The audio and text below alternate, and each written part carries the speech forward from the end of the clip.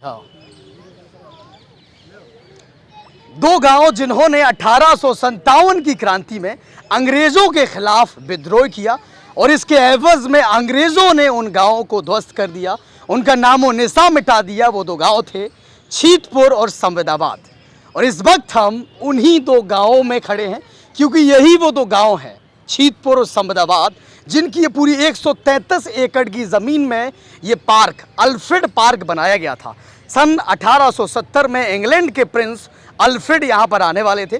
उनके शानदार आगमन के लिए अंग्रेज़ों ने यहाँ पर अल्फ्रेड पार्क का निर्माण किया था। बाद में इसे कंपनी बाग, चूँकि कंपनियाँ यहाँ पर सैर करने आती थी जब अंग्रेज़ों का राज था, तो बाद में इसे कंपनी बाग भी बोला गया। तो इस वक्त सबसे पहले हम आपका स्वागत कर लें। आपका जनता का राज में स्वागत है और हमारा नाम राघवेंद्र राजपूत है। लेकिन जब हम कहीं से गुजरते हैं और आप लोग हमारा नाम ना लेके जनता का राज कहते हैं तो हमें बहुत अच्छा लगता है। तो उसके लिए भी हमारी जो ऑडियंस है उनको बहुत बहुत धन्यवाद। हम फिर से आपको बता दें कि हम यहाँ पर कंपनी बाग, अल्फ्रेड पार्क को घूमने नहीं आए हैं। हम यहाँ पर अपने तीर्थ स्थल शहीद चंद्रशेखर आज़ाद पार्क को देखने आए हैं, घूमने आए हैं। ये हमारी, आप कह सकते हैं, हम युवाओं की, हम देशवासियों की और देशवासियों के लिए एक तीर्थ स्थल है। और हम लोग इस वक्त शहीद चंद्रशेखर आज़ाद पार्क में हैं और आज हम इस शहीद चंद्रशेखर आज़ाद पार्क के बारे में सब कुछ बताने वाले हैं। हम आज 27 फरवरी सन 1931 के बारे में भी जिक्र करेंगे, किस तरीके से चंद्रशेखर आज़ाद अपने साथियों सुखदेव राजगुरु और भगत सिंह को बचाने के लिए, उनकी फांसी को कम करवाने के लिए निकलते हैं। जवाहरलाल नेहरू जी के आनंद भवन जाते हैं और वहाँ से आकर लौटते हैं इस पार्क में, जो पहले अल्फ्रेड पार्क था। इस पार्क में आ जाते हैं और अब हमारे सीधे, हम चाहेंगे कैमरा थोड़ा चल के आए और ये दिखाए पास आके जो बुत है, हमारे स्टेचू है चंद्रशेखर आज़ाद जी का।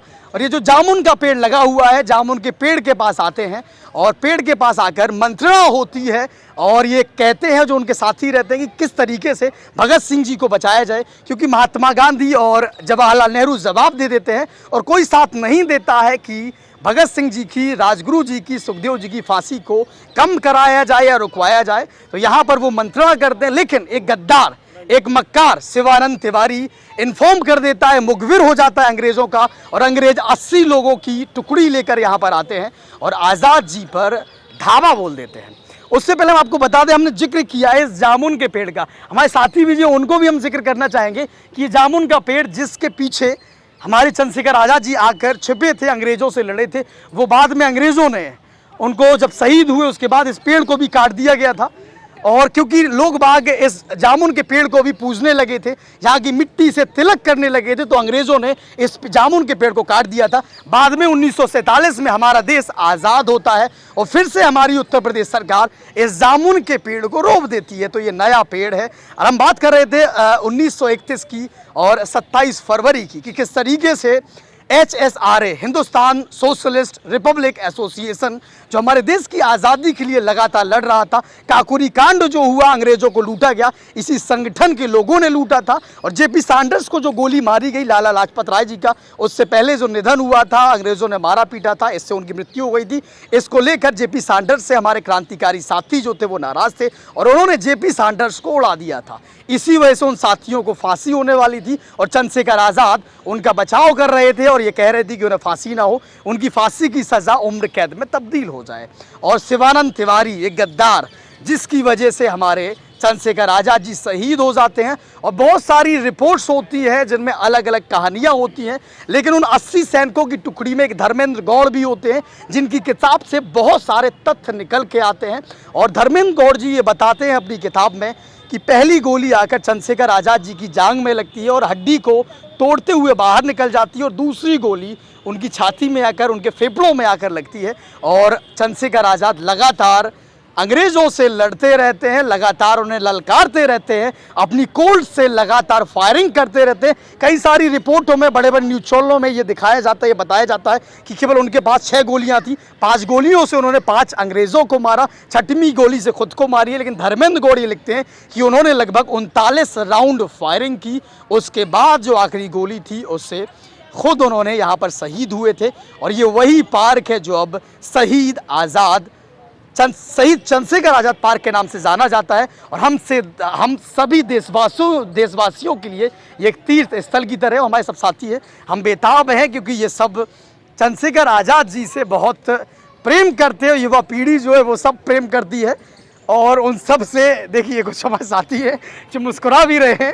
लेकिन हम जितने भी देश के युवा हैं वो सब अपना आइडियल मानते, भले ही ज़रूरी नहीं है कि सबको सब कुछ उनके बारे में जानकारी हो, लेकिन सब प्रेरणा स्रोत के रूप में आज़ाद जी को मानते हैं और आज़ाद जी की तरह बनने की कोशिश करते हैं। अली जी, कैसा लगा यहाँ पार्क घूमकर? ऋषि जी कैसा लगा? बहुत अच्छा लगा राघवन जी। पहले आपको बता दूं बहुत बहुत धन्यवाद जो आप प्रयागराज आए हैं। जब भी इनका नाम सुनते हैं तो हमें गर्व की अनुभूति होती है, क्योंकि आज जो हम हैं इन्हीं की वजह से हैं। शायद जहाँ तक शायद क्या कंफर्म ही है कि इन्हीं की वजह से हैं। तो हम तो अक्सर आते रहते हैं यहाँ पे, आप भी देख रहे होंगे कितनी भीड़ है और हमेशा लगी रहती है। ये पार्क 133 एकड़ में फैला हुआ है, 1870 में बना था और कहा जाता है ना कि कुछ गद्दारों की वजह से ही इनकी मृत्यु हुई थी, तो उन्हीं गद्दारों को आज भी कोसा जाता है। और इनका एक नारा था, हम आज़ाद हैं, आज़ाद थे और आज़ाद ही मरेंगे और आज़ाद ही रहेंगे।